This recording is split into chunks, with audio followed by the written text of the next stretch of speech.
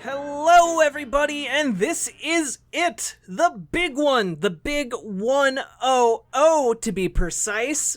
That's right, it's episode 100. We made it. We're rolling in the meme money. We are expecting our check from the internet any day now. This is the best games, period.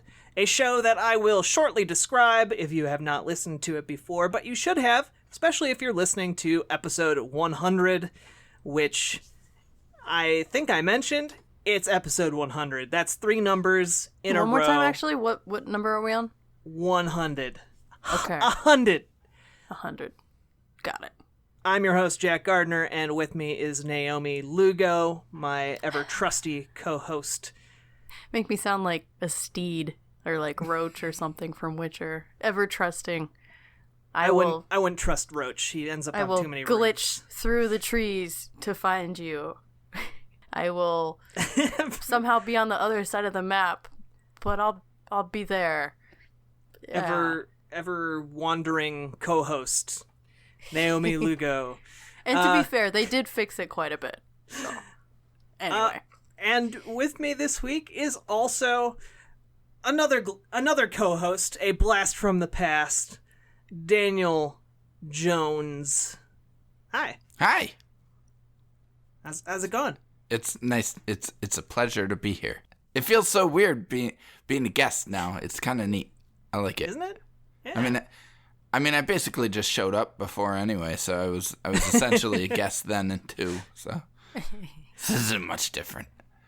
And this is the second time we've opened the show now. I feel like that opening was a little bit smoother.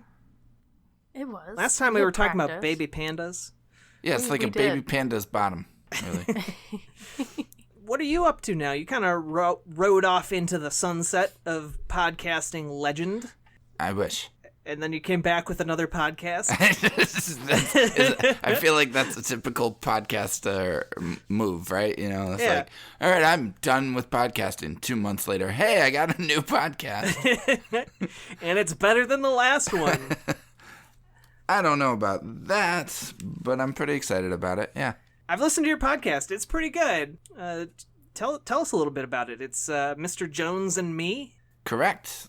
It is called Mr. Jones and Me, completely plagiarized the title from the Counting Crows song, which is probably going to come back to bite us when people are trying to find it in iTunes and whatnot. But I mean, it fits the content of the podcast. It does, because it is a music podcast. So podcasting, we moved to a new house back in January, which was one of the reasons that I had to vacate my position on the best games, period, because this house is unfortunately not very conducive to podcasting. Luckily tonight my daughter was able to finally fall asleep just before we started recording, and I'm downstairs in the den. So normally I would have to do this like upstairs right adjacent to her room, which is just impossible. You can't. I would keep everybody up in the house because all the bedrooms are upstairs. So anyway, rather than deal with trying to do a podcast in my own house, I'm doing the podcast at my dad's house and my parents' house, and we do it every other Saturday. We record, and we try to get each episode up every other Thursday. And what we do is I go over for Saturday morning. I have breakfast with them, and then we sit down and listen to an album of our choice. He chooses one week, I choose the next. And then we talk about it. And we hit record as soon as the album's over and start talking. And oh, really? That's the episode. Yeah, it's basically go to the bathroom and then we come back and hit record. Yeah. It's a really interesting podcast because you capitalize on our tendency to go off on tangents, but yes, that works more with your podcast format because the music is often tied to the tangents and in interesting ways that you wouldn't always expect. Your dad is kind of this reservoir of musical knowledge, and you have kind of you bring the new stuff to him, and he kind of brings the old stuff to you. Yeah. I love my dad, and he's the reason that I love music. He was a music major at Michigan, University of Michigan, and he was in the marching band, and marching bands out in that area, especially at that time, were super competitive. So to be in that marching band was at that time was pretty cool. I mean, it's kind of like being on a collegiate football team. And he played clarinet. He was majoring in music to be a music teacher. He didn't end up following that path. And so, like, you know, he has always loved music and instilled that love in us. But at a certain point in my life, I kind of diverged, you know, like all kids do. You develop your own tastes, and he doesn't really. I love him, but I think that he kind of thinks that any music made after 1980 is kind of trash. So this is my way of sort of. Year. What? I said interesting year. Yeah, I mean, I don't know. It's everything is classic rock, classic pop rock, and classical, and he tries to keep an open mind. So he wouldn't have done this show with me if he didn't. So this was kind of our way to. We've always been able to connect over music. Like sometimes when I'm over there, I will just be like, "Hey, let's listen to a song. There's this song that I really like that you should listen to." Or now it's transformed into like sharing playlists on Apple Music with each other. And my brothers and I do it too. And my sister has always been super musical. So it's always been a big part of our family. So I just wanted to, I thought it would be kind of a cool way for him and I to reconnect and bond again. And I kind of course I care that people listen to the show. I want people to listen, but I also kind of just don't. I mean, I'm just mostly doing it just for my dad and I just think it's kind of a fun thing for us to do together. Yeah, and I think the show benefits from your desire to do it just because you want to do it, as opposed to getting those views. Not to say that views wouldn't be nice. Everyone should go listen to Mr. Jones and Me. You can find it at mrjonesandme.buzzsprout.com, or hopefully by the time this episode goes up, it will be on iTunes. Awesome. It is on Google Play. So yeah. Yeah. Yes. Go listen. Like us on Facebook, Mr. Jones and Me. Yeah. So I'm excited about it. We're 3 episodes in. I'll spoil it right now. The next episode is going to be just kind of a quick one. I made my dad listen to Childish Gambino's "This Is America" and watch the video. Just the and song, watch the video. or... Yeah, he watched the video, and then we talked about it for about 20 minutes. All right. So yeah, I'm interested to hear his thoughts. Yeah. And yours too, I guess. Whatever. But it's kind of cool because we go from listening to Aaron Copland's Appalachian Spring Suite from 1942 to Childish Gambino's "This Is America" from 2018. Like, it's pretty cool. I do like that in your site. It feels like you kind of came out guns blazing in the second episode, and we're just like, you're gonna listen to Radiohead, and that does not seem like his jam at all. He enjoyed one song.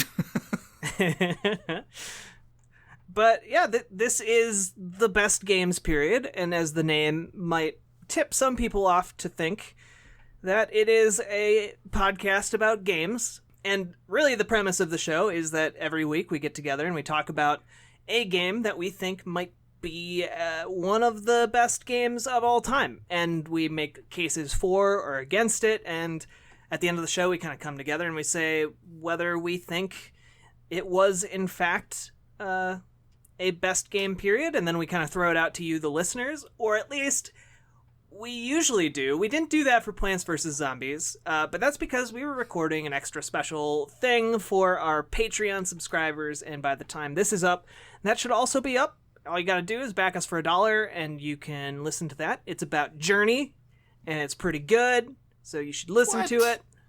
Patreon.com/bestgamesperiod. That being said, Daniel... By the way, can I just say, Naomi, I'm super glad that you've taken the mantle, and it's like a completely natural transition, and you guys, I've been listening to the show, and you guys are awesome. So, just wanted to say that. Thank you, sir. Yeah. Thank you. No, He's thank just buttering, you. He's buttering you up before he lays down his bad opinions, according to a friend of the show, Dean Stevenson. Yeah. But anyway, so what are we going to be doing this episode, Jack? Whoa, wait. Just hold your horses, because I was about to nicely transition into asking you about your thoughts on Plants vs. Zombies, because I know you had some. Oh, yeah. But you interrupted by having to say something really, really nice about Naomi, and Sorry. now everything's all messed up. How dare you? How could you? You come onto this show, you And say you some give nice me compliments? Are you kidding me? Sorry. Next time, I'll know better. All right. But What I wanted to hear. you're both wrong about Plants vs. Zombies, by the way. It is totally a best games period. Okay, why are we wrong? That's fine. Tell me why. Because it just distills the strategy genre into its most purest, most basic, and addictive form. It's just so good. And it's charming as hell. You were talking about the music. That's only one part of what's so charming about it. The art, the character design is so charming. The sound effects are charming and funny.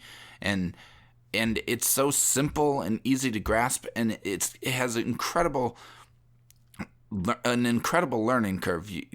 I am terrible at strategy games, real-time strategy, tower defense, anything like that. But that game it ramps up the difficulty at a perfect pace, and it is so good. It does really ease you into everything. And I don't think that it's a bad game by any means. I was just really on the fence of whether or not it should be considered one of the best games of all time. Yeah. And See, I agree with all the points you brought up, Daniel, Yeah. but it just didn't have that special something. And I guess that's what we landed on. Sure. It was just missing that one piece. That's fine. And I think part of it for me is I needed like just a little bit more to dig my teeth into, beyond just the tower defense stuff. And I know there was like a whole bunch of extra stuff in the game, but not You wanted more like RPG elements? I think so, or more meaning for what was happening. Like a text adventure or something? It needed to have a whole Undertale thing. I don't know. No, I don't know what it Twist. needed. the zombies are the good guys. Where do you think the evil flower came from in Undertale? Oh, actually, never mind. So, I mean, you're fair. I think you guys aren't like egregiously wrong. I just disagree a little bit. Well, thanks. What have you been playing lately? God of War. Yeah. Yeah. Nice. Dad of boy. Dad of Boy. Yes, correct. Yeah, lots of Dad of Boy. I beat it. Beat the main story, which probably took around 40 hours, with some side quests in there. And then, which this is something I never do, after finishing the main story, I went back and like mopped up as many side quests as I could until I got sick of playing that game and stopped. But probably Nice. spent like, I don't know, another 20 hours just playing side quests and stuff. Wow. That game is just so much fun to play. It's an incredibly generous game. That's the word I would use to describe it, is just super generous. That's fair. And the way they set up the ending, you kind of, I mean, you can just flow into those extra side quests. Yeah. Like, it's not a chore. Nope. Like, and I haven't played too much of the endgame stuff, but from what I've heard, like, there's more about what actually happened in the ending through these side quests. Like, it'll actually give you a little bit more story, too. So it's not just, like, go get 5 more things and then you get a shiny thing. It actually lends more to the story and the lore, which Totally. I appreciated a lot. Yeah. Just the characters are so great. You learn a lot more about Mimir and the dwarves, and even Freya. It's super good. Go back and fight the Valkyries. If nothing else, fight the Valkyries and free the 3 dragons, because those are all really worthwhile things to do. Will do. Because I'm gonna work on my second game soon. Eventually, maybe, hopefully. So yeah, that's what I've been doing. Okay. What about you, Naomi? Well, actually, right before this podcast recording, I was playing a little bit of State of Decay 2 for about not even an hour. So I just got through the tutorial. So can't wait to sink my teeth into that, since I adored State of Decay, the first one. I haven't seen too great of reviews on it yet, but of course I gotta get my own opinion on it, and I'm hoping so much that it's at least as fun as the first one. I was going to ask, is it as buggy as people are saying it is? I mean, I've only played, like, the tutorial, and there's some, weird stuff where people just wiggle weird, but nothing too bad yet. I mean, but it's a low-budget game, and you can kind of tell. It's a lot smoother than the first one, as you would hope, but, I mean, it's been fun so far. I just got my first base, which is, like, the beginning. So, yeah. Okay. And then I'm still trying to trek through Persona 5, because it's never ending. You're never gonna reach the end. It's been a massive joke. There isn't actually an end to Persona 5. It just keeps going. I wouldn't doubt it. I mean, it seems that way. I've been playing it since last year. Oh god, I don't even know when I started it. I'm 80 hours in now, and I don't know how far more I have to go. I think I have like 2 more castles. That's my guess. So we'll see. Okay. As for me, I've just been playing a lot of Overwatch and Stellaris. There was a big expansion that came out today that I'm very excited to play. Specifically, I play a lot of Stellaris, in case people are wondering, because I can both edit the podcast and play at the same time, and it makes editing the podcast a lot less monotonous for me. So 2 thumbs up for Stellaris, I guess. And with that, you might have noticed when you looked at this episode and you're like, episode 100, I have to listen to that. My favorite podcast in the world, reaching 100. This is better than Adventure Zone or Welcome to Night Vale or those other podcasts you like. This is the best one. But you noticed that by episode 100, it didn't say a game name. It just said episode 100, probably with a couple exclamation points or something. I don't know. I haven't named it yet. But that's because maybe it'll say episode 100, top 5 games of all time. And that's because we have each today brought our list of the top 5 games, best games of all time. The best games, period, of all time. According to us. Yes, according to us, based on whatever criteria each of us wanted to use. So, I think our choices are going to be colorful, and at the end of the episode, because this isn't really, we're kind of going fast and loose with this. The end of the episode will be us kind of debating over which one game we should consider the best game of all time. The one game to rule them all. Yes. Yeah. It's gonna be so painful. We're gonna suffer. Or we'll do it for you, dear listeners. Or we will all have chosen the same one, and it will be fine. Who knows? That would be lovely. hope But I'm gonna doubt that. But who knows? We may be pleasantly surprised. All right. So, you know what, Daniel, as the guest, I'm going to bow to you and let you go first with your 5th best game of all time. Okay. My 5th best game of all time is a little game, and you might think I'm joking when I say it's a little game, but it actually is a little game called Downwell. Okay, interesting, but Yeah. I'm digging it. Why is that? Downwell is, to me, it's just like the perfect distillation of that style of game, like that classic arcade retro style game that, like, it's just, I think it's perfect. Everything in that game fits so well with the design of it. The way you get upgrades, it's a roguelike. If you haven't played Downwell, it's a roguelike where your character is constantly falling down a well, and you have to shoot or land on various creatures. You go through several different levels and stages, and each stage has 3 levels in it. And it's incredibly challenging. I know a lot of people who find that game to be super hard, and to be completely fair, there are several, as you play, you unlock different styles of play, and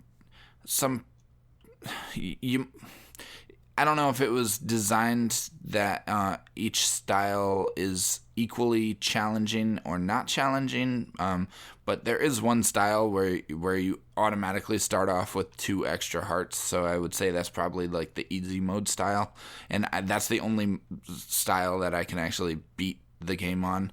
I'm working on beating it on a different style right now, and I can get to the 4th world, where there are 4 worlds, but it has that kind of depth where I can play it in many different ways and still have a blast doing it.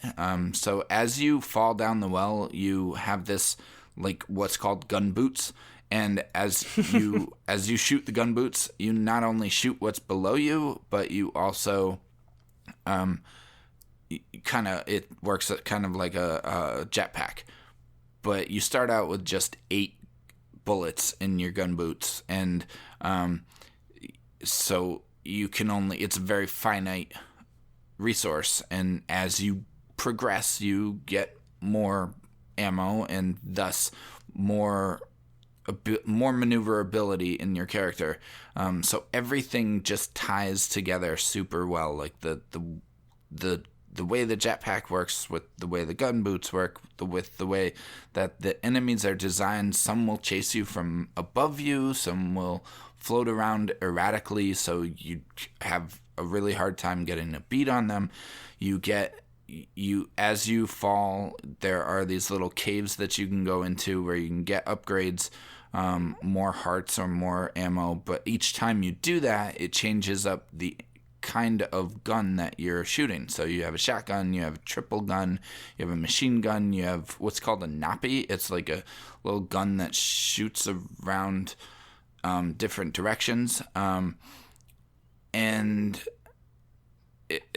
you never know what you're going to get, and there's kind of a risk reward. Like, you might like the gun you have right now, but you'd probably like those 2 extra bullets better, so you take it, even though now you have the nappy, which is the most annoying little gun in the game.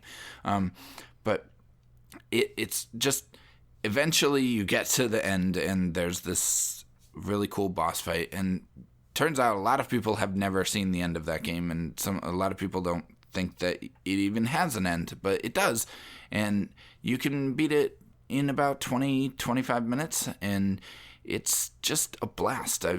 I love it. I have put way too many hours into that game just twiddling at my desk at work, because my job is kind of hit or miss sometimes. There are times where That's the wrong phrase, but whatever. There are times where there's nothing going on at work, and in those times I play a lot of Downwell, and I've just kind of come to the realization that like this little phone game that I play on my phone is one of my favorite games of all time. I think it's completely perfect. So Okay, so you kind of based it on like your personal, like your personal top 5, not like. correct. Okay. But objectively, I think this is one of the best games ever made. Okay. So, yeah. I mean, that's Hits true both of all boxes. of my picks, but Yes. they are my personal picks. Okay, that's fair. That's fair. We'll have to have you back to talk about Downwell then on a more lengthy basis. Naomi. Speaking of Persona, my 5th pick is Persona 4. Oh snap! I know, right? 5 Persona 4. Anyway, so this game obviously still has its, we'll say, challenges and issues. There's definitely some beats that it does not hit. It's sexist, it's homophobic, but it kind of it transcends. Well, no, it doesn't really transcend it. Those issues still exist, but it is able to establish its characters in a way that I think is just brilliant. And the gameplay it's fun. You get classic JRPG style and dungeons and all of that stuff, and it's one of my personal favorite games, but I think it's also one of the best games period as well. So yeah. Okay, like what I guess is it like the best? I guess what about it speaks to you? How does it get on your top 5? So those who aren't familiar with Persona, or at least Persona 4 and 5, I guess, you're kind of split between 2 worlds. So you, as the protagonist, are a schoolboy going to school in Inaba, a kind of rural area of Japan. So half of the gameplay is you being this teenage boy. You have to keep your grades up. You have to maintain a social life. You have a part-time job, all of that. But then the second part of that is you stumble into this, I guess, mystical world where certain people can unlock their personas, and their personas are their other selves, and you as the protagonist can unlock multiple personas and you battle them. So the way the game is structured is you go to people's different palaces, and in Persona 4 each of those palaces is based on a character. So the palaces are based on each character. So say you went to Yosuke, he's one of the characters' palace. It was based on his insecurities. So you're going to battle Yosuke's kind of evil self. And I found that incredibly effective as storytelling because you're dealing with things that real high schoolers and people of that age have to deal with. And it was just a really good way to develop the characters. And I think that's kind of why Persona 5 doesn't match up to that level the same. So in Persona 5, you kind of have the same formula, but instead of, you're battling kind of more black and white evil characters versus the insecurities of people. So there's, you know, the abusive coach, and you're going to change his heart. And you don't really have any room for sympathy there because they are just so cartoonishly evil. But in Persona 4, there's those nuances of character, like another one of the characters, and I can't remember her name. She has long black hair. Anyway, she is worried about how the world is perceiving her, and that image of her is the entity that you are battling. And it just... you really bond with the characters by the time you're done with this game. I mean, it's a Persona game, so you're there for, 100+ hours, depending on how you play. And I really like kind of time management games. That sounds so lame. I really enjoy managing my time.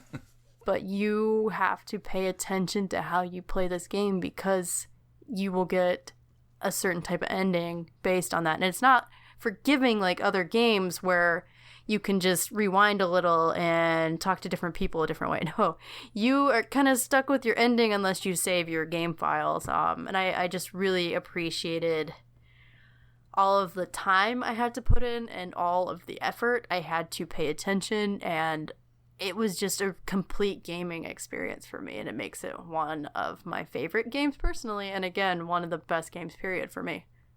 All right. Fair enough. And for my top 5, my number 5, there we go, words, I am going to throw out that dragon cancer. Ooh. Which I'm not the biggest fan of what people classify as walking simulators. I've gotten more accustomed to them over time, but I think the game for me that opened my eyes to what a walking simulator can be and what entirely new medium of game. I'm fumbling my words, but that's just because I can't do that dragon cancer much justice. It is, simply put, one of the most moving games I have ever experienced in my life. And for those of you who don't know what it is, it's basically the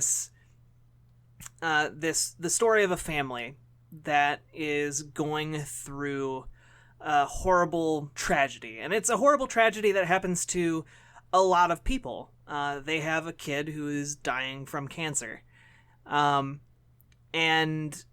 you are put into kind of the mindset of, the father, the mother, the brothers and sisters, as they're all going through this process and living with this kid who is in the hospital and who, is laughing and playing, but the entire time that, he's not getting better.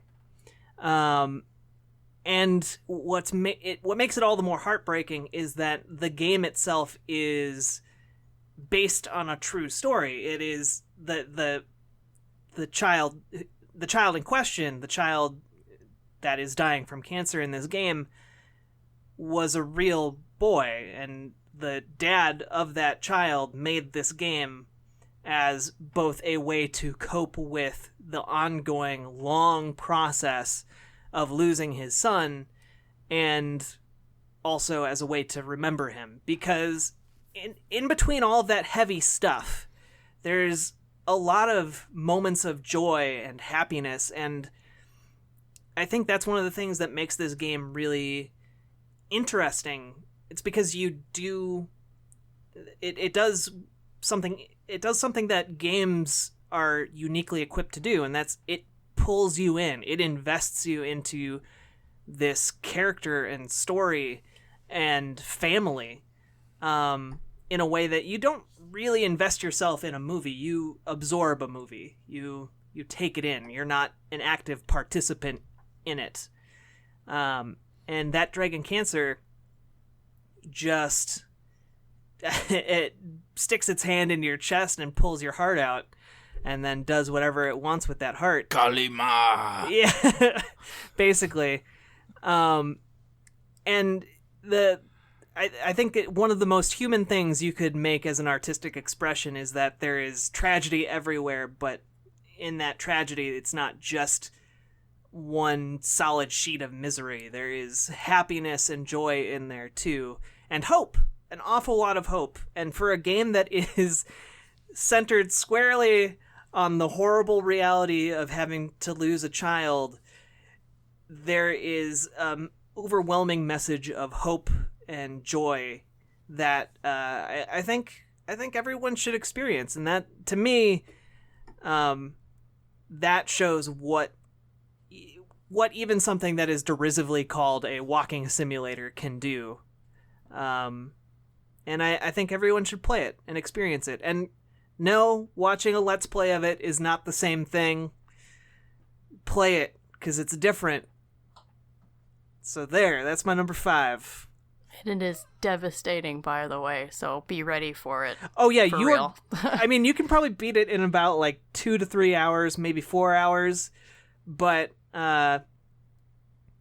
I was prepared fully for what this was going to be. I was crying within 5 minutes. So it will eviscerate you, but in a good way. It really will. It'll make you feel the feels for sure. It tears you apart and puts you back together. And Slowly. you get a little interesting, you get insight into the human condition along the way. That being said, Daniel, what's your number 4? Another game about the human condition. Half-Life. I mean, technically it's about half the human condition. But no. Yeah. It's about a human named Gordon Freeman who doesn't speak, who rescues everybody in a research facility after he destroys it. The end. No, so I don't know. And the first Half-Life. Yes, specifically the first Half-Life. I was thinking about this because I was thinking about which Half-Life I like better, because one of them had to make my list, and I flip-flop back and forth between the two, but for me, I land on the first Half-Life because of its purity. It's just, at the time, it was Doom, but with all these sci-fi movie trappings on it that just added a whole other dimension to the first-person shooter genre that blew my young mind when I first played it in probably like 1999, and it still holds up in my opinion. I know a lot of people think that it doesn't, but I disagree with them. I think what works so well about Half-Life that maybe doesn't work as well about the second game is, one is Gordon, because I think the way that Gordon doesn't talk in the first game isn't as big of a deal because there aren't multitudes of characters talking at him. You get very small, very quick plot points along the way throughout your journey through Black Mesa, instead of these lengthy just dumps of exposition from Alex and her father and other characters that you get in Half-Life 2. And so it's not as jarring that Gordon doesn't talk, because I knew that I had to say this, Jack, because I know your opinion on silent protagonist. And I think what helps with the first Half-Life is that it's just so much just a pure action film in video game form, and that I think that's what makes me still love it. It's the part in me that can still just sit down and watch Die Hard for the millionth time, or Alien for the millionth time, or The Rock, which is, in my opinion, like the best action movie of all time. So that part of me that loves those just corny, ridiculous action movies loves Half-Life, and to me it's just from start to finish, it's a roller coaster ride and it's a thrill ride, and I still love games like that. There are so many games that almost made my list that owe a lot to Half-Life, and the way that it incorporated the story. It's hard to call it even a story, but just the presentation of what the hell's going on into the gameplay so well. And it's just a great game. I love it. I love it so much. It's interesting that you frame it as an action film. That, I guess that wasn't a way I had thought about it before, but I can see where you're coming from on that. Although I would say that part of the reason I love Die Hard so much is John McClane as a character, and like the way he talks and acts. But I still see what you mean. And that's something that, movies are able to offer that games haven't really nailed just yet. I think or at least especially when Half-Life came out, they hadn't. But there are things that Half-Life has to offer that a movie can't, and so there's just, but I think there are huge similarities between that genre of like lone hero goes up against an army, and Half-Life. Like, that is what it is. I mean, and Nakatomi Plaza is a character in Die Hard just as Black Mesa is a character in Half-Life. And to me, the lineage of that game can be traced back to movies like that, and like the Nostromo in Alien and that kind of stuff. Like, just and you're totally right. I mean, it's such a leap in video games. Half-Life was like that had voice acting in it, right? It did, yeah. Yeah, I mean, like there was no compelling characters like Gladys, but yeah, it had him. But like you said, the presentation was way different than games had been using up to that point. Yep. Good pick. Thanks. Naomi? All right. This one's a little bit predictable for me, since we talked about it so recently, but my number 4 is Stardew Valley. Okay, so I knew that was coming. Yeah. So if you want to hear more of my thoughts about Stardew, you can listen to whatever episode that was, a little bit back. But I guess the main reason I want to bring it up now is it still translates as a deeply personal game to me. And what we discussed in our podcast about it was that seemed to stem from the fact that it came from one person who had complete creative control over this. And it has connected to me in such a deep way that I cannot not include it in my top 5 personally and more objectively. It's a fun sim. It has compelling characters. It has great and sensitive storylines.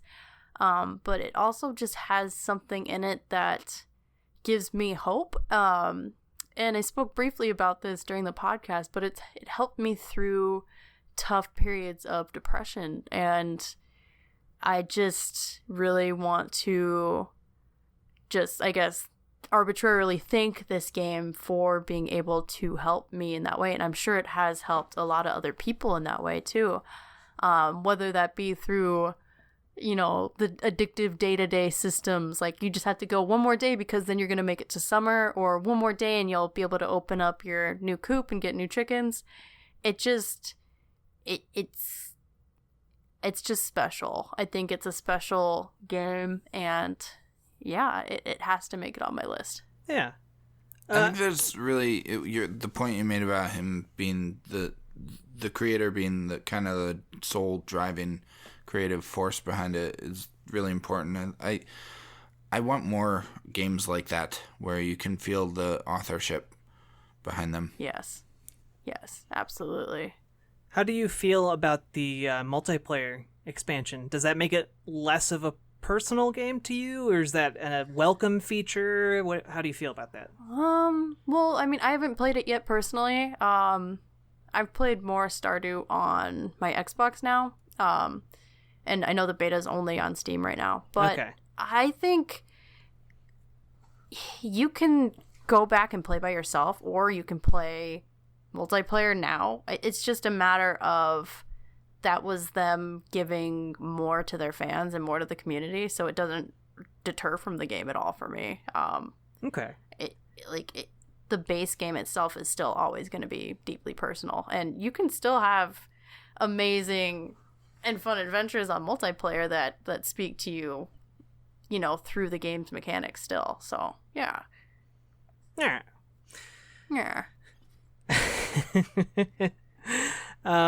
Okay, so my number 4, I'm gonna throw out there Super Mario World. I think that as far as a platformer goes, you cannot do better than Super Mario World. I know a lot of people fall into the Super Mario Bros. 3 camp, or maybe even the original Super Mario Bros., which, I mean, it's a good game. Not going to say it's not a good game, but I think objectively, Super Mario Bros. 3 is better than the original, and I think it's better than the second one. And I think that Super Mario World is the ultimate refinement on what Super Mario Bros. 3 was doing. I think it is one of the most gorgeous games from the Super Nintendo era. Just everything is alive with colors. It's I mean, and I mean this, like, maybe it sounds weird to say this about something that looks so whimsical, but it is an awe-inspiring creation. It is pitch perfect gameplay-wise. The visuals are almost to a point where it's routinely stunning. The music stands as something that people still hum to this day. And, I mean, it's certainly building off of its predecessors, but I think that there are very few Mario games that have ever surpassed what Super Mario World did, both when it comes to 2D and 3D. There are a few 3D platformers that you can definitely make arguments for. Super Mario 64, some people might say, or Super Mario Galaxy 2, or maybe Super Mario Odyssey. But I think that Mario's high point, and has hit a high point with Super Mario World, that it has kind of been gliding away on a feather cape with ever since. Nice. Yeah, see what I did there? Like, I just love it so much, and it's so good, and it gave the world Yoshi. So, and its direct sequel, I think it's notable that the direct sequel, Super Mario World 2, Yoshi's Island, did something completely different, because it knew it could not compete with the bar that it had set with its predecessor.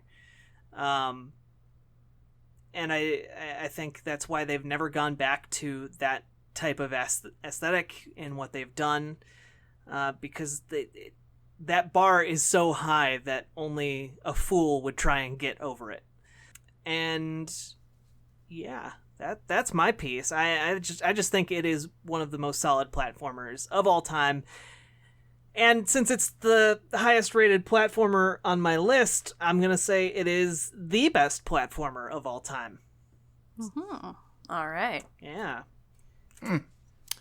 Yeah, I think I'm a 3 guy. Yeah. Yeah. Yeah. I mean, and that's fair. Like, I get why people say number 3, but I find the color palette of Super Mario World and just the art style is incredible to me. But I understand why people say 3. Totally. Yeah. And throwing it over to you, Daniel. What is your, speaking of 3, what is your number 3? Number 3 might not come as a surprise to you, Jack, but it's Rocket League. Okay. Yeah. Because much like Downwell, I've poured so many hours into Rocket League, just playing match after match, and I'm still terrible at it. So there's so much depth in that game, and to me, it is the best sports game ever created. That might be blasphemy to people that enjoy sports games, your traditional sports game, but it does something that people don't really talk about when they talk about Rocket League, but it's something that a lot of sports games don't do, and I struggle to think of another sports game that does this, but it forces you to control a single participant in a match. So instead of like FIFA, where you have control over the entire squad, while they're on the field,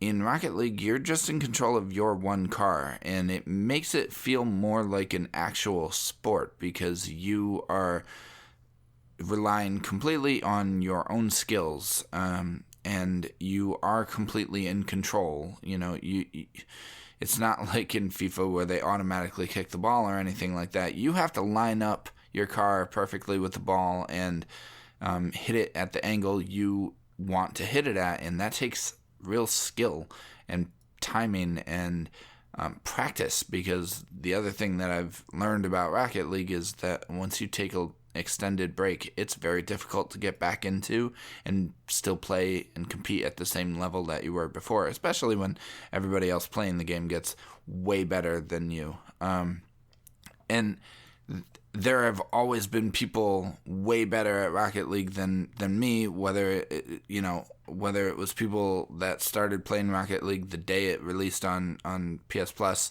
or the people that were playing super acrobatic rocket powered battle cars, I think that's what it's called, 7 years prior to Rocket League's release. Like, the people that played that game for 7 years and waited patiently for the next iteration of that formula, and knew that there was something special there, and for Rocket League to come out and be the refinement of that formula, and for the team at Psyonix to know that there was something special there, and to make it, it's just a friggin' triumph. I love that game so much, and I will play that game for the rest of my life. Just popping in for 5 minutes to play a match, and it doesn't matter what level you're playing on, you can still have a blast. So I just think it's an amazing little game. Yeah. I still have that title screen music stuck in my head now. Oh my god, yeah. I get mad when they change up the title music, though, because I'm like, no, I was looking forward to hearing that song. It gets drilled into your brain, and it will not ever leave. Yeah. Especially when you leave it on for when you leave it on, and you're just waiting for a party or something. Yeah. Yep. It's great. Yeah. I, too, am very terrible at that game. Very, very terrible. Abysmal. I at one point, I could sort of do aerials, and now it's lost. It's scary when you encounter people who are really good at that game. Yeah. Well, they make it look so natural. Like it's just insane to realize how much effort and skill really goes into what they're doing. Yeah, it's amazing. I can't even imagine being that good at that game. Oh, God. Naomi, what is your number 3? I could probably make you guess, but it's actually the first game that I ever was on this podcast to talk about, and that is The Long Dark. All right. This is one of my favorite games ever, and it was painful coming up with the top 5, just because I don't really see them as ranked. I see them more as just a collection of games that I adore. That's just fair. Absolutely adore. So this game is just pure raw survival. At least what gaming has been able to produce in terms of that genre so far.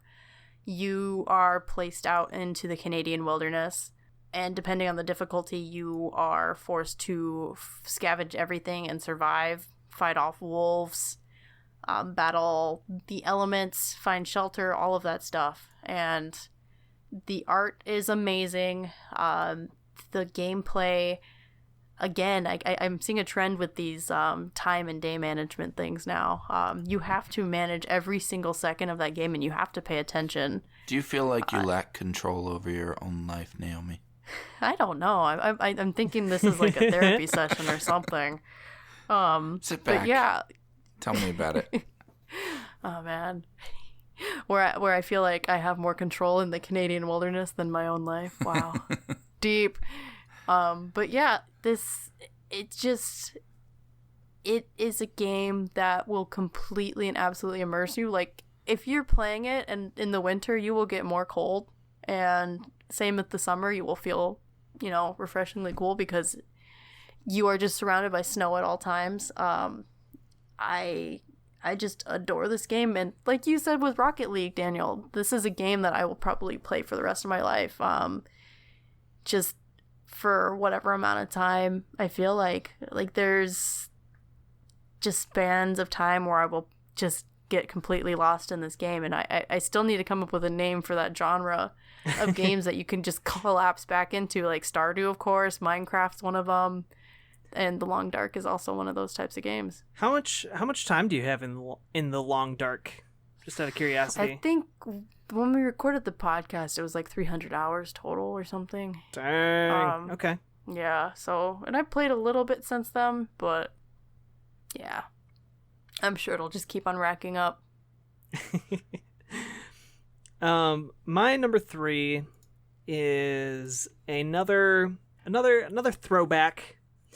It is The Legend of Zelda: Ocarina of Time, which, I mean, to me, that is the quintessential adventure game. Like, as we know it today. I was kind of going back and forth between a Dark Souls-like game, or basically Dark Souls and Ocarina of Time, or Majora's Mask, or, you know, any of these kind of more open, adventuresome games. And I just decided I had to go back to the original 3D action adventure game that kind of kicked it all off. And I know, Daniel, you're a big proponent of A Link to the Past, and I am also a big proponent of A Link to the Past. Mm-hmm.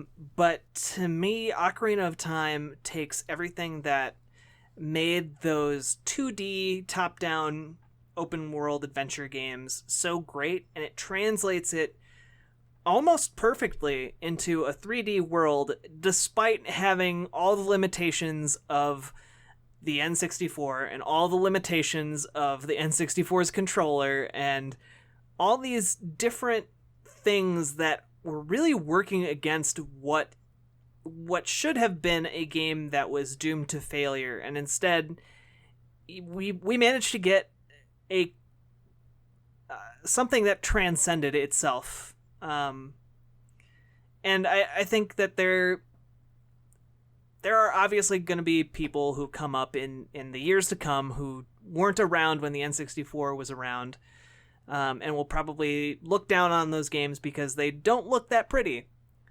But I think that Ocarina of Time really embraced that kind of polygon style, those sharp points and kind of muddy textures, and kind of forged them into something that was really special.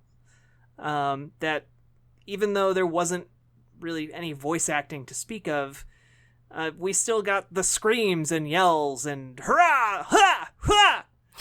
Hey, listen! We got enough so that our imaginations were taking what was there and running with it in a way that they never could before. And I think that's so special because you can still see that in games today. Like, I play Dark Souls 3 just came out, Bloodborne, and so much of that is still based on the DNA that was put forward in Ocarina of Time. Being able to lock onto an enemy and strafe around it and attack it and dodge and duck and weave and roll and all that stuff. And making it all fluid and feel good. That took some doing on the N64. And so I just think it is one of the most important games that has ever been released. And I think that while there are certainly people today who think that it's people saying it's one of the best games of all time is kind of an overblown or cliched thing, I really do think it is one of the best games of all time. And it deserves a spot on my list for kind of throwing games into the 3D adventure that we now know. A couple of years ago, I probably would have been one of those people that was kind of like, I don't know, scoffing at that game being one of the greatest games of all time. But I've softened on that. This is going to come off bad. Naomi, I have garbage opinions, and this is one of them. It's a meme. It's a meme now. Get ready. Ready. Since I've played Breath of the Wild, and I found myself playing Breath of the Wild and reminiscing for Ocarina of Time, because I just wanted Breath of the Wild to be that game instead. So I think I like Ocarina of Time a lot more than I tell myself sometimes. And I still think Link to the Past is the better game, but I think Ocarina is just excellent. Like, going over that field and exploring all the different areas. And personally, I think that there is something really attractive about limiting the player a little bit, and limiting your scope, and just making sure that what is there is the best thing that could be there, except for the water temple, which is complete trash and it should be thrown out and scrapped. Okay, look. I think if you go back there as an adult, it is definitely not as bad as you remember as a child. I think I'm still scarred, and okay, that's but enough. I think a lot of people were just jarred by the transition to 3D and navigating a vertical temple like that with such a strange 3D oriented puzzle really threw people for a I think loop. if they were able to implement some more visual cues at the time, then that would have helped bigly. But it does. Get that word out of here. Bigly indeed. But it didn't have that, and so they should have just scrapped it. But that's my opinion. Okay, your opinion started out fine, but you threw it in the garbage as you went along. But that's fine. I still think that is a phenomenal game, and definitely I agree with you that it's super important. Also, preemptively, I just want to say that I know that there is a rather large contingent of people who think that Majora's Mask should be considered superior to Ocarina of Time, and I totally get that, because I think thematically and like story-wise, Majora's Mask is definitely superior, but I think design-wise, I think Ocarina of Time is better designed from a level perspective, yes, and a world perspective than Majora's Mask, which does so many interesting things, and I love it, and I really want to talk about it someday on this show, but it to me, if I'm making my own top 5, Ocarina of Time gets the spot over Majora's Mask. All right.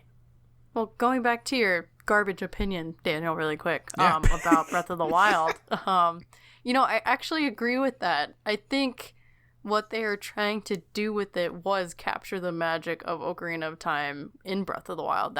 That's a thesis that I will stand by, is that they were trying to revive that into the next console. I solidly think that. I agree. I get that. Okay. Oh, good. I was waiting for a but. Nope, no but. That's great. All right. We're on 2, right? Yeah, yep. Number 2. It's my turn? All right. Yep. Throw a garbage opinion at us. Journey. Okay, that's not garbage. Yeah, thanks. You're welcome. Is that all you're gonna say?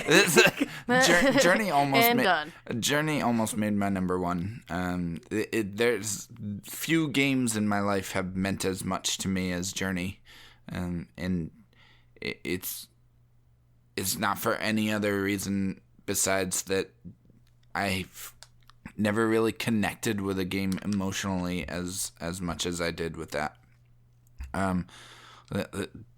Journey helped me through some really rough times in my life where I was going through a lot of stuff and engaging in pretty volatile activity and self-destructive activity, and in Journey was always just this thing that I could always return to that reminded me that there was good in the world.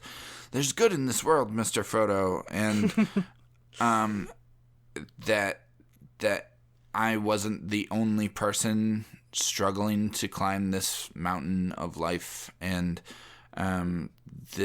every time I go back and play Journey, I feel connected to humanity through the random wanderers that I meet in the game. And once in a while, especially now that there's less people playing it.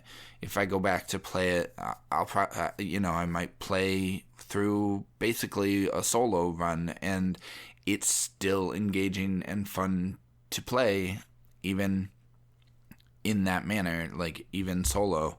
And I think what works about it so well is that it's just fun to play. It's fun to maneuver that character around. And so they nailed the movement of your avatar, so you were able to, like, getting the scarf pieces and is super rewarding because you get more, you're able to jump farther, and once you finally get the white robe, it's like a cheat code, and it's so great. You can just jump as much as you want, and gliding around is just super fun. So they were able to just kind of build on that foundation and build this emotional, magical little adventure that lasts about 3 hours. But everybody I've ever shared Journey with, I've had girlfriends play it. My dad has played it. I think my mom? No, my mom didn't play it.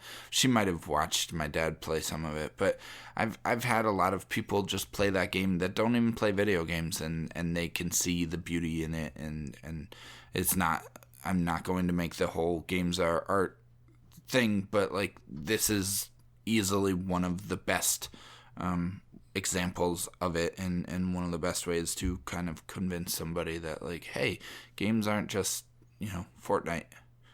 And so remember when we had to make those like that was like a legitimate argument that we had all the time. Like, yeah. people would just say that, like, the games aren't art. They don't mean anything. What are you on about? Get out of here. Yep. That was such a weird time. Like, to me, that's absurd. That's like as absurd as saying movies aren't art. Moving pictures. What's great about Journey is that it is simple enough to control that anybody can really grasp it and do it. I mean, that is one of the more interesting parts of that argument that I've heard, is that games fight you, and if something's fighting you, that means it can win. And if it wins, like, does that mean it's art? Like, can it be art if you're incapable of finishing it or experiencing it in full?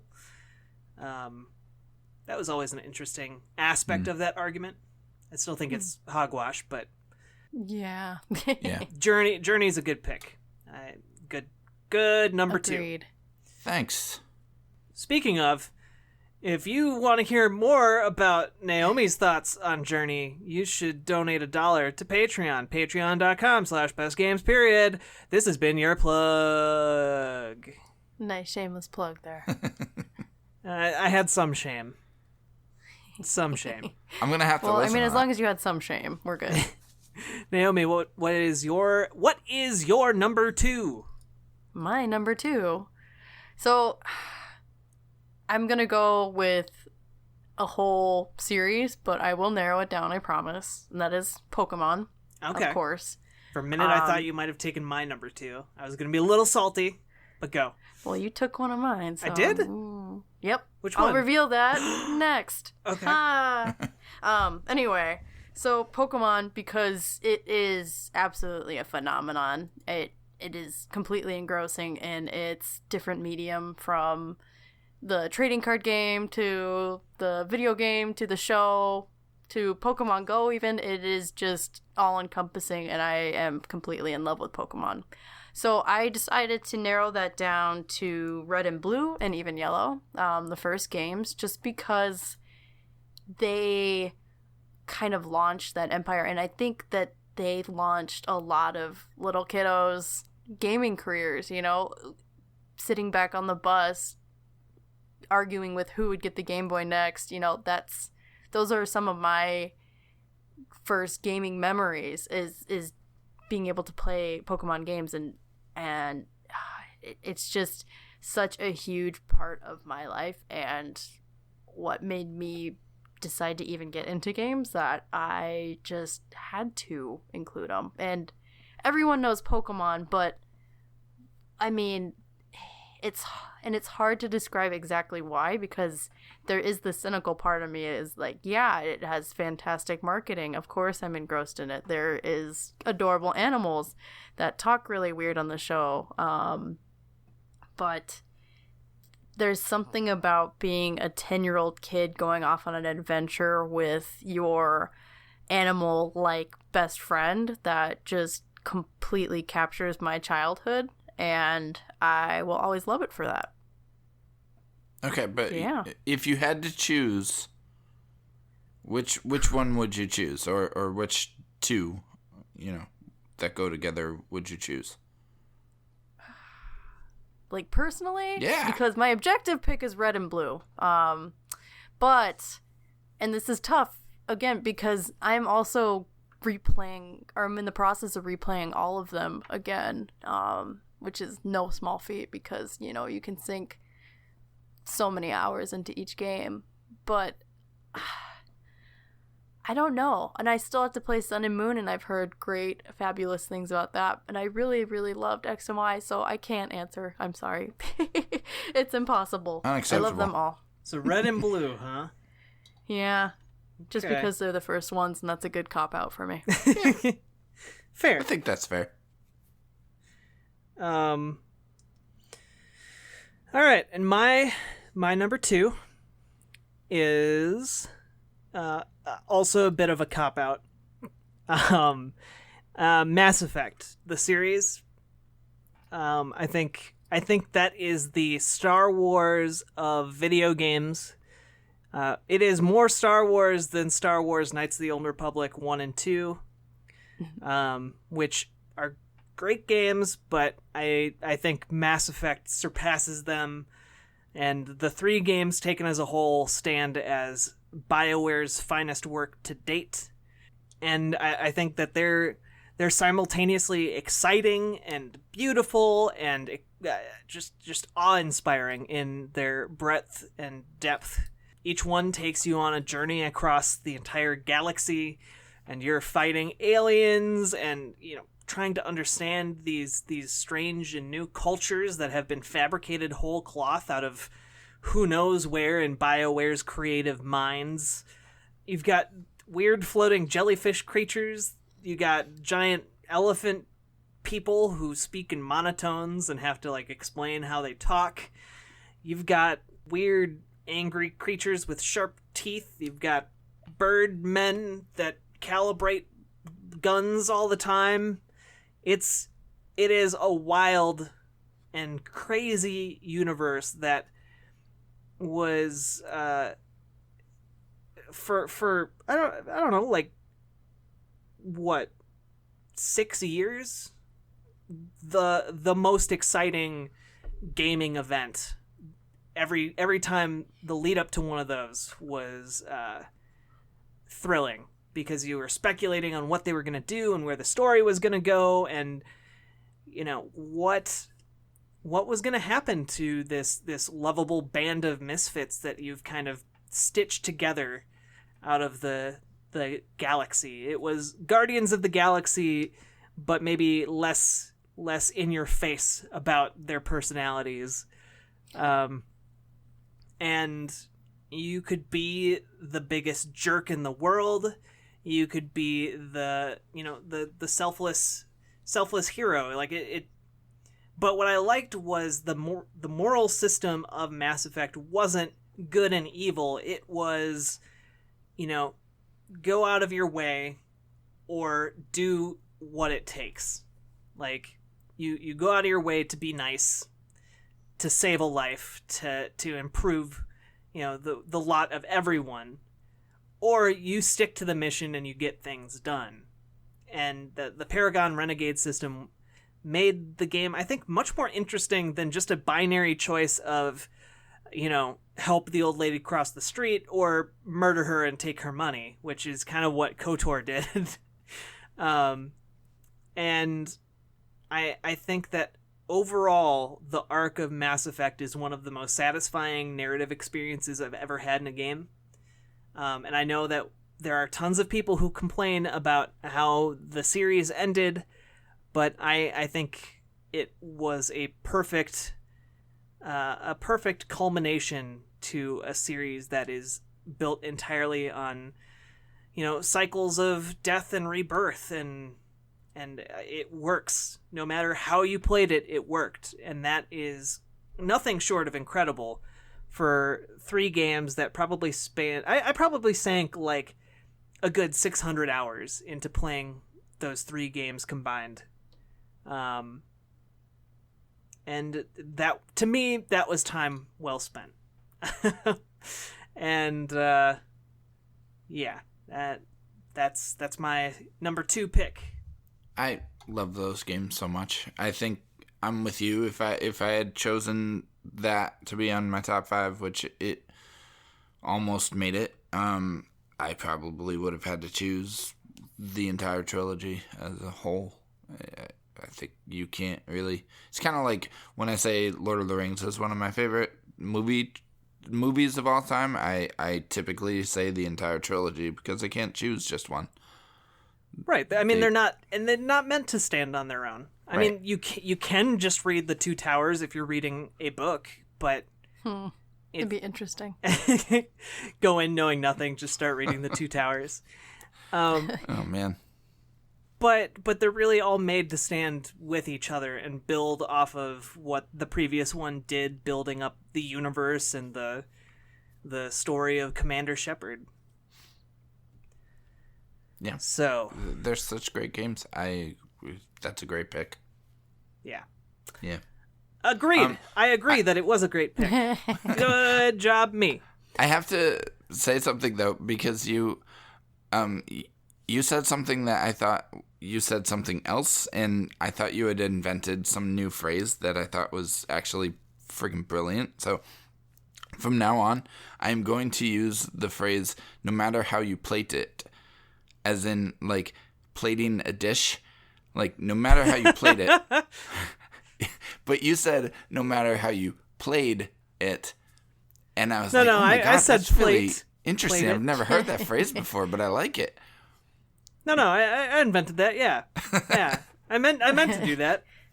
Trademark. I'm totally using that from now on. No matter how you played it. It wasn't just really, mush mouth. It's really good. It's great. All right. Daniel, close it out with your number 1. Okay. I'll start the closeout anyway. My number 1 is Shadow of the Colossus. Okay. From Team Ico and Fumito Ueda. Yeah, I mean, a lot of the same reasons I love Journey. There's just there's kind of a theme throughout all of my top 5 choices here. I've realized after I had made the list, I was like, there's a running theme through them all of minimalism. And Shadow of the Colossus is kind of the quintessential embodiment of that. It takes that kind of Ocarina of Time adventure game formula and strips it of anything extraneous and boils it down to the bare essentials that and what ends up happening is every element of that game is just highlighted more because there's nothing else. The environment exists on its own just as this gorgeous, interesting environment to explore because you don't have to worry about random little packs of goblins that you have to fight, and because you can just go to that tree over there and figure out, what is this tree here for, or what are these ruins, and what do they mean, and what do they mean in the fiction of the world, but also what do they mean like as far as the development of this game. What I find the development of the game to be just as fascinating as the story that it's telling, and the story that it tells is wonderful. I think it's just a really great fairy tale parable, and it holds up as kind of this just myth, timeless sort of myth.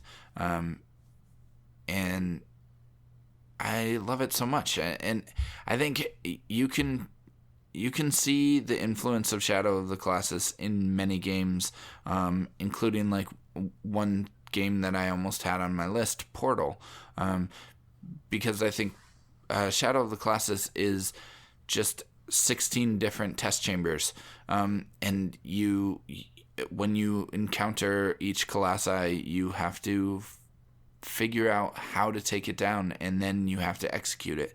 And there's not much else to it than that, but every fight is super interesting. And then what happens after you finish the game,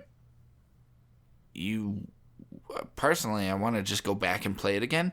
And I play that game annually now. I think the first time I even played it was 2013, but I've played it at least once every year since. And I played it twice this year in the remaster version, which is also great. So it's just a magical, wonderful game that every time I play it, I enjoy myself. And I can cruise through it now in like 6 hours or 5 hours or whatever, but it's still just a blast to play, and the story still kind of affects me every time, and I find new interesting secrets and details that I hadn't discovered before every time I play it, and that's amazing. That for a game to be that generous so many years after release and after I first played it, so it's just great. I love it. All right. It's the best game of all time. That's my opinion. And Naomi? So I just have to note, it's funny, you say that minimalism is your adjoining thread. Mine is definitely the opposite of that. All of my games have like ridiculous amount of systems. I mean, Pokemon, Persona, yeah. You need to get into EVE Online. Oh my gosh, yeah, because that's what That's just our tastes. That's just who we are. I mean, yeah, it's totally fine. It's just funny to note. So my number one, Ocarina of Time. Okay. Now we officially have both pronunciations rumble in here. Ocarina. Oak, like a tree. I mean, everything you said, Jack, those are parts of the reasons why this game is so special. But I guess I just want to touch on more of a personal aspect, since you touched on more of the technical stuff. And that's just, this is one of the first games that I ever beat. And I attribute it so much to my love of gaming. So this is a very deeply personal choice, but it's just so objectively amazing too. Like, I just lucked out in having this game in my repertoire when I was younger. It is just magical and the pinnacle of what games can be and what games still strive to be. And it's a pure adventure to me. And I love Epona, and those songs on the Ocarina, they still get me giddy when I hear them. So yeah, that's my best game of all time. All right. Well, I was super excited because for a little bit there, I thought we weren't going to have any crossover. And then we crossed over with Ocarina of Time. But we're also crossing over with my number one pick, which is Shadow of the Colossus. Yeah. To me, it just seems like that it is pure. It is like Portal is a pure puzzle game that is just like what you get when you distill what a puzzle is and make it into a game and then add a snarky narrator. Shadow of the Colossus is like that, but with, the kind of the foundation of, like you were saying, Daniel, myth and legend. But I think that while it uses that as a foundation, what it builds on top of that is just so rich and interesting. And it's, for a long time, I thought of the world of Shadow of the Colossus as empty. but there's really just so much going on, and that's something I have come to realize after years of playing it over and over again. There is so much storytelling and world information that is just sitting out there in how the world has been designed and built and ruined. And the way so much that left to your imagination. Yeah, I mean, the way that it is, there is information out there, but it is left to your imagination to build on and create the story that, or not even create the story, because the story is there, but build out the details. And that it's like literature. Yeah. It's both sides of myth making. There's the literal text of the myth, and then kind of what you make, what the myth makes in you, the reader, the listener. And both of those sides are on display in Shadow of the Colossus. But I think also, like Naomi was saying with Ocarina of Time, for me, there's also that personal aspect of, like, I see a lot of myself in this game, and a lot of open space that is sometimes uncomfortable and lonely, but other times sunny and full of kind of that light of hope, and that hope kind of undergirds the entire thing, and it is what brings Wander to the Forbidden Land in the first place, and it is ultimately what sees him through his task, even though he knows that it is, what he's doing is destroying himself. But he does that, and he's ultimately reborn, having achieved his goal. And there's been it took me a long time to like try and parse out what that meant, because that ending is so bizarre. But I think kind of that garden at the end, after seeing that a few more times, I think I was able to kind of get a little bit more meaning out of it for myself. And I think what people pull out of it and get out of Shadow of the Colossus is going to vary greatly from person to person, because of how each person builds upon that minimal foundation. Yeah.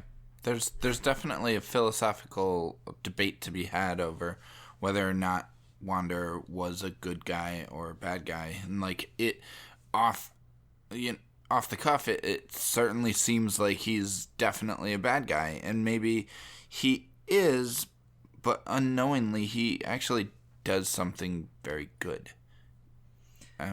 Ultimately, he rids the world of these beautiful colossi, but he also rids the world of this evil.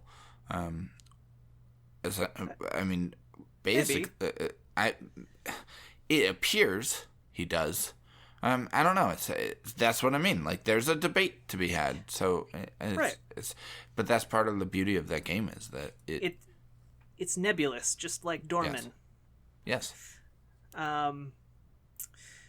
But yes. So now we have two games that have overlapped, that have made it to our number one spots. So we have Ocarina of Time and Shadow of the Colossus, and the idea at the end of this was to kind of like go around and talk about which of these games we should hold up as the number one. I think that's a little bit too mean for these lists that got a little I would bit lose. too personal. Naomi, can you explain why you hate Shadow of the Colossus, please? Thank you. Puzzles. Yeah, those really aren't your thing. No. I do have to say that originally when I made this list, what I was going to put at number one was Pong / Tennis for Two. Stop it. Well, because I think if we're talking about video games, I think it's really foundational to talk about the first Space video War. game. No, but Tennis for Two is the first video game, and Pong is kind of the flip side of that made video games successful in the first place. And without that, we wouldn't have any of these. Screw the past. It's 2018. Who cares about tennis for two? Okay, well, I spent a lot of time reading about it. I scrapped it at the last minute because I really wanted to get some other games in there.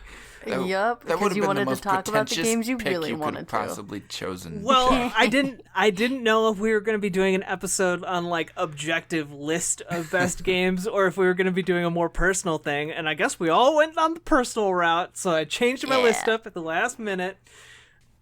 We did it, and there were no tears. Actually, I cried a little. Never mind. There were some tears. Oh, you cried when we pointed out how my game picks were deeply psychological and an indicator of my own personal traumas. Oh, of course.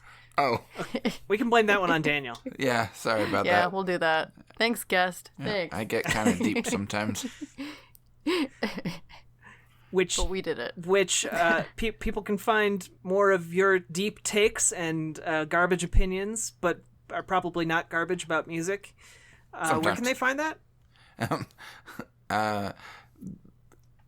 Well, you put me on the spot. Mr. as in MR, not the whole whole word Mr., but Mr. jonesandme.buzzsprout.com or on Facebook under Mr. Jones and Me Podcast.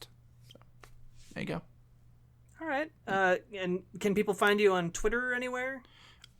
At IndieJones84. You can also follow Mr. Jones and Me on Twitter as well. At Mr. Jones and Me. All right. Wait, at Mr. Jones and Me Pod. Ooh, whew. Oh. Mr. Jones and Me was taken. Yeah. Whew. Thank you guys for having me on the show. It was a lot of fun. Yeah, thank you for bearing with us on this very long episode. Yes, thank you so much. Here's to another 100 episodes. Heck yeah. Woo! Yeah.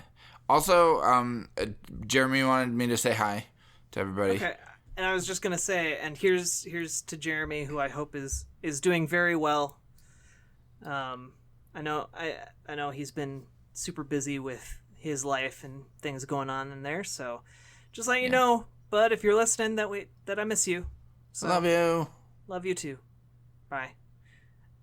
That was like the end of a phone call right there. What was that? I was gonna say. Why are you saying bye? It's not going away. It was like a knee-jerk response. not That's like dying. how I sign off phone calls with my parents. I was like, wait, did the episode just end?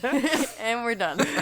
I have been struggling with remembering how I'm supposed to end these episodes. By the way, I think it's very adorable that you keep doing the flippity dippity. Gotta keep the tradition going. Yeah. All right. I mean, don't it's have not a to. I great mean, tradition. I don't approve of it, but You don't have to keep doing it. You chuckle. But it's I can tell cute. that you chuckle and feel really awful and awkward every time you do it. So I'm just like, oh, Jack. That's part of the charm, Daniel. Okay. Well, good. So that's where you can find Daniel, Mr. Jones and Me. Go listen to it. It's very good. I will personally vouch for that. You can find this podcast, meanwhile, on GameInformer.com and Extra Life, community.extra-life.org. If you've never heard of Extra Life before, it's a wonderful nonprofit charity.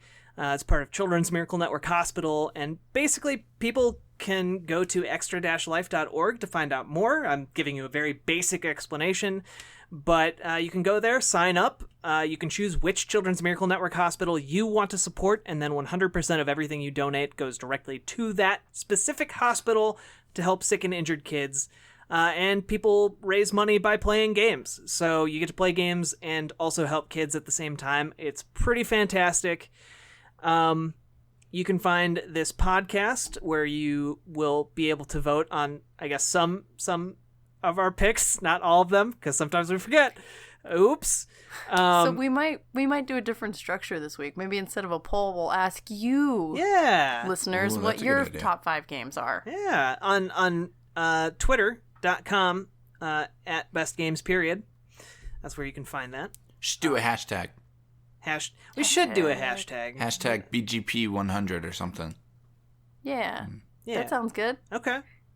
Hashtag BGP100. Woo! Woo! And hopefully we remember to actually use that, because that'd be great if this comes out and we totally forgot to use it. I mean, it'd be in character. Yeah, that's true. And we also have that Patreon, patreon.com/bestgamesperiod. Throw us $1 per month, and you sometimes get extra episodes of stuff. And if you donate $5 a month, you get to see the older live streams. And if you donate $10 a month, you get to watch us record live. It's not as interesting as it sounds, but you get to listen, which is interesting. We cut out a lot of stuff that is pretty good. The bloopers. You'll get to hear the bloopers. For instance, you get to hear the 10 minutes of this episode that we had to cut out because of technical difficulties. Yep. Sorry. And either of you want to add anything? I'm good. No. Okay. Well, then I'll be seeing you next time on the Flippity Dippity. Ba-da-bup. Happy 100! Woo! Woo!